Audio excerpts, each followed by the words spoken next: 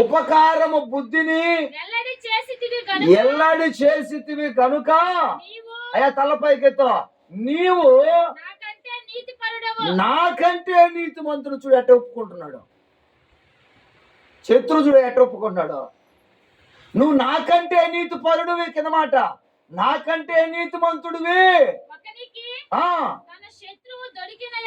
ఒకడికి తన శత్రువు దొరికిన ఎడల మేలు చేసి ఎవరిని పంపిస్తాడు పోలక్క? నీ పొరపాటుగా నీ శత్రువు దొరికితే నువ్వు మేలు చేసి పంపిస్తా? ఓయ్, నీ శత్రువు నీకు దొరికితే మేలు చేసి పంపిస్తా నువ్వా? పంపడు. చదువుతాలే. ఈ రోజున నీవు నాకు చేసిన దానిని బట్టి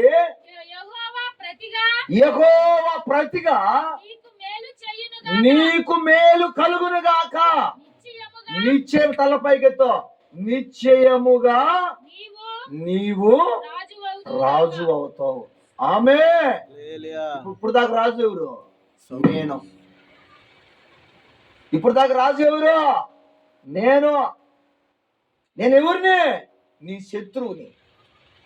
నేను నీ చేతులు దొరికినప్పుడు మేలు చేసినవే, అందుచేత దేవుడు నీకు మేలు చేస్తాడు. నిశ్చయముగా నువ్వేమవుతావమ్మా? చూడండి, శత్రువు నోటికుండా ఎంతలా మంచి మాట వచ్చిందో. శత్రువు నోటికుండా ఎంత మంచి మాట వచ్చిందో చూడు. ఎంత దీవెనకరమైన మాట వచ్చిందో, ఎంత ఆశీర్వాదకరమైన మాట, ఎంత మేలుకరమైన మాట వచ్చిందో చూడండి. శత్రువు నోట ఎప్పుడు వచ్చింది? ప్రేమించినప్పుడు వచ్చింది. ప్రేమించినప్పుడు వచ్చింది. ద్వేషించినప్పుడు రాలా, పగబెట్టుకున్నప్పుడు రాలా, తిరగబడినప్పుడు రాలా.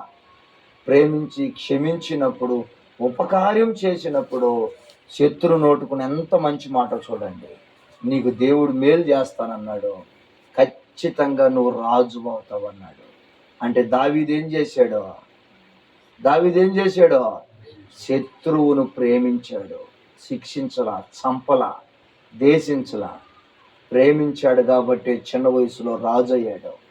ప్రేమించాడు కాబట్టి దావీదు దేవుడు మనసులో నిలబడిపోయాడు. ఇంకొక మాట కూడా చదవండి.